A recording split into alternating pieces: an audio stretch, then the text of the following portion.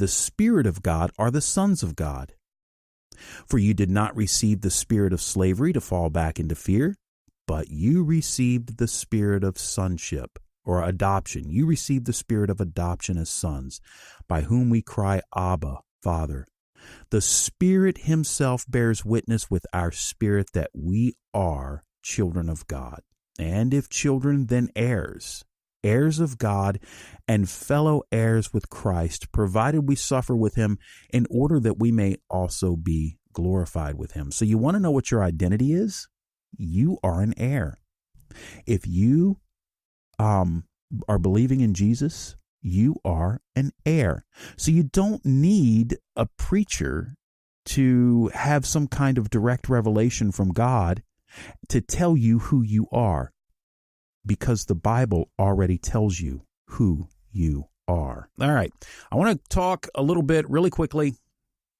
I want to take you over to a blog post that was written by Doug Addison. Now, if you've ever seen anything done by Doug Addison, if you ever watched a video clip or you've ever seen him speak or whatever, he is on the verge of, let me just say, he's wackadoodle. He is really out there in left field. This guy needs some serious counseling. Because I think he's off in Neverland somewhere. You know, I listen to his stuff, and I can't listen to much of it before I have to just move on. But anyway, so I am going to let you hear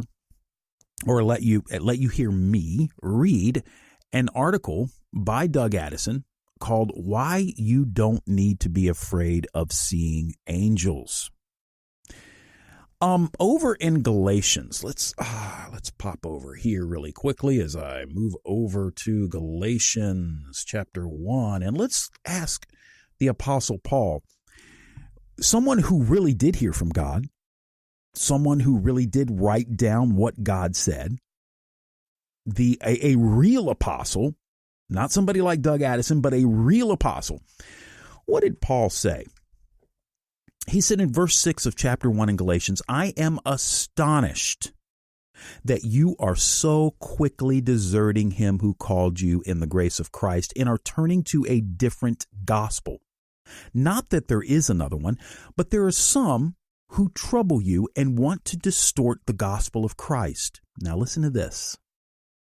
"But even if we or an angel from heaven should preach to you a gospel contrary to the one we preach to you, let him be accursed.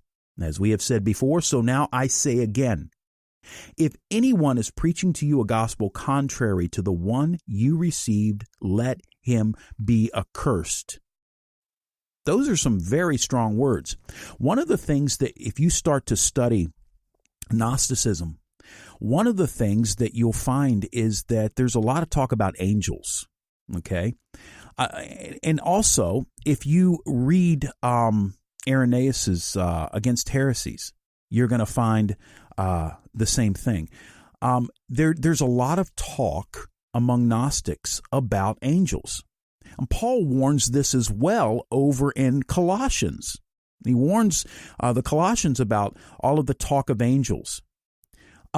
So you start hearing a lot of stuff about angels, especially coming from these quote-unquote apostles and prophets of the NAR, or any part of the charismatic movement at all.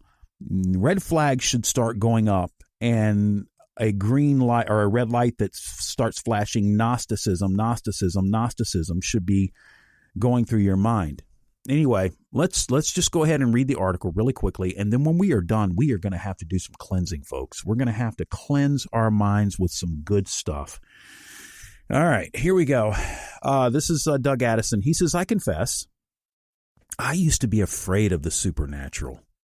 I was afraid of seeing demons and evil things. But I was equally afraid of seeing angels for some strange reason." Wow, so the Apostle John must have really been strange when he fell at the angel's feet there in Revelation, huh? Or Daniel as well, in the book of Daniel when he fell in Revelation, or Zechariah when he was in the temple and he saw the angel. You know, it's just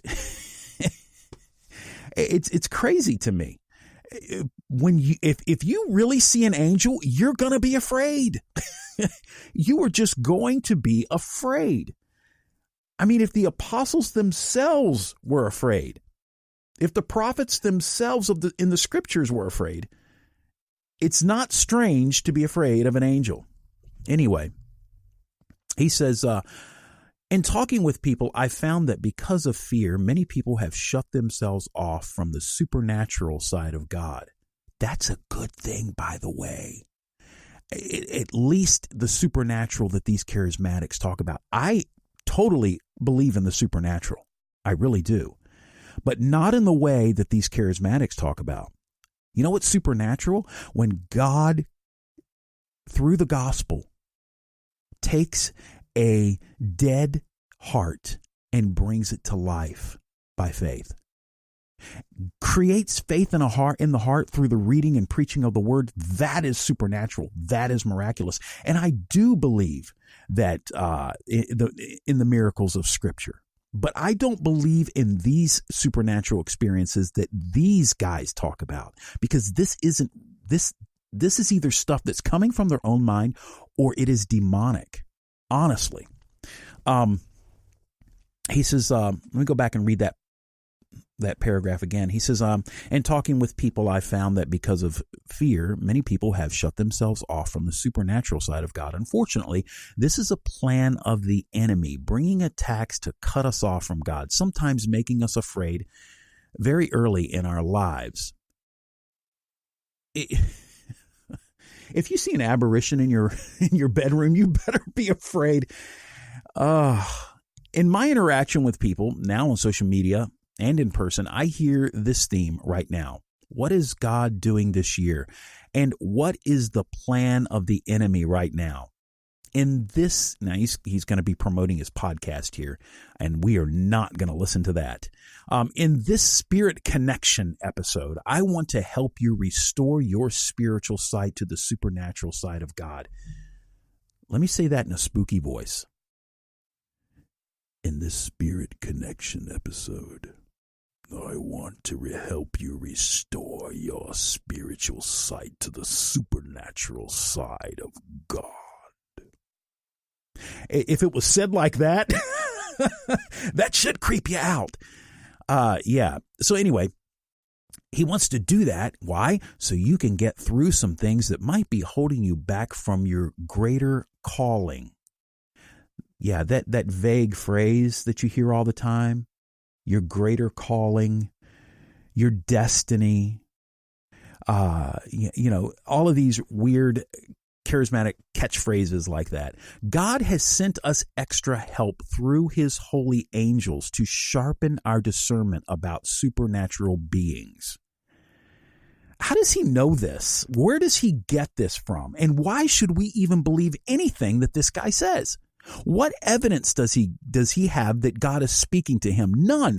He is telling you, listener, or whoever that follows him, he is telling you that he is hearing from God. Why should you believe him?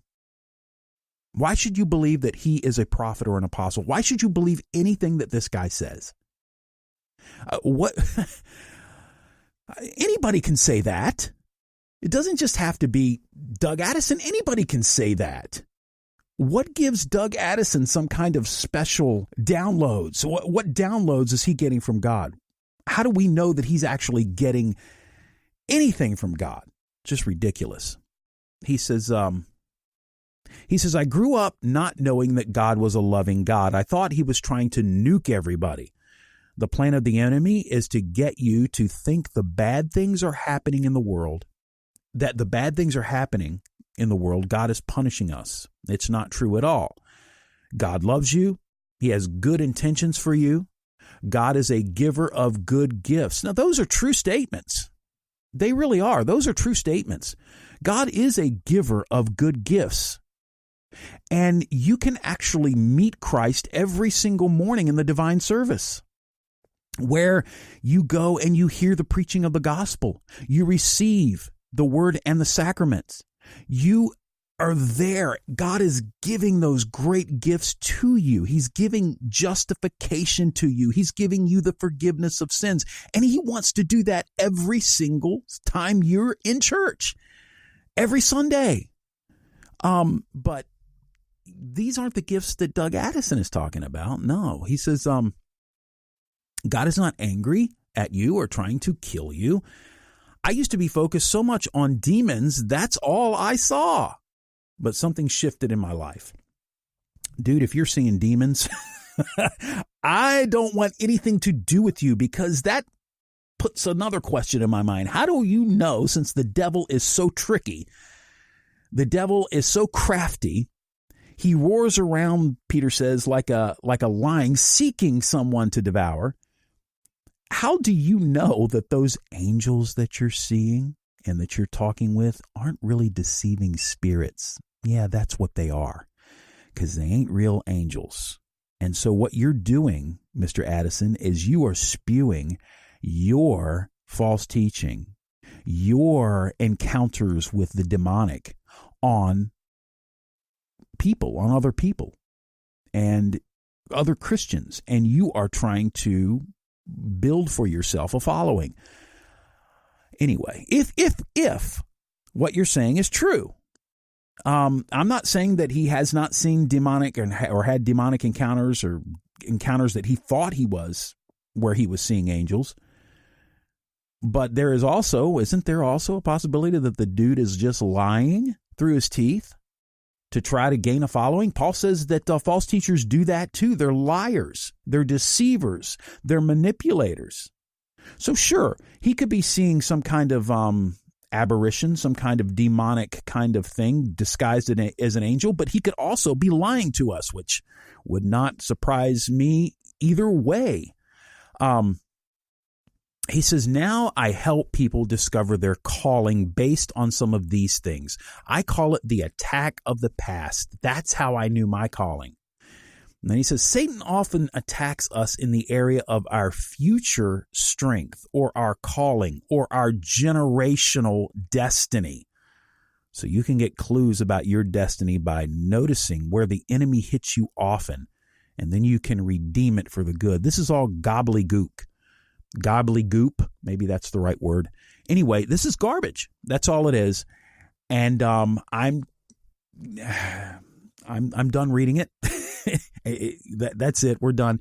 Now we need to do something else. We need to go and we need to cleanse ourselves with the gospel. And in order to do that, I want to ask a question, something that Eric Pedersen and I talked about last week on the last podcast episode, talking with the Outback Berean. Is the gospel for Christians? Is the gospel for Christians? I want to go over to our blog, longfortruth.com, and I don't even have it queued. I don't know why I don't have the thing up, but here it is. Anyway, we're going to go over to longfortruth.com, and I want to look at a blog article that my brother Steve wrote on the 25th, just a few days ago, called "The Gospel is for Believers, so put away your checklist." If you hear somebody like Furtick, you're listening to somebody like Stephen Furtick, who's always preaches law. The dude is there's been times where I've heard a little grace come through, a little gospel come through in his preaching, but the majority of what he preaches is law. I'm going to play a clip, an old clip from Stephen Furtick. And this is what Stephen Furtick believes and teaches, that once a person becomes a Christian, that's it. Now it's time. Now you're in the army. Now you need to be trained. Now you need to talk. Now we need to talk about works. But is that true? In most evangelical churches, this is what you are going to hear. Let me just play this for you. I want Elevation Church to be a church for the overlooked, for the unloved. Not for us to have as many different varieties of Bible studies. We got Beth Moore and Kay Arthur and Joyce Meyer. No. You know what we got?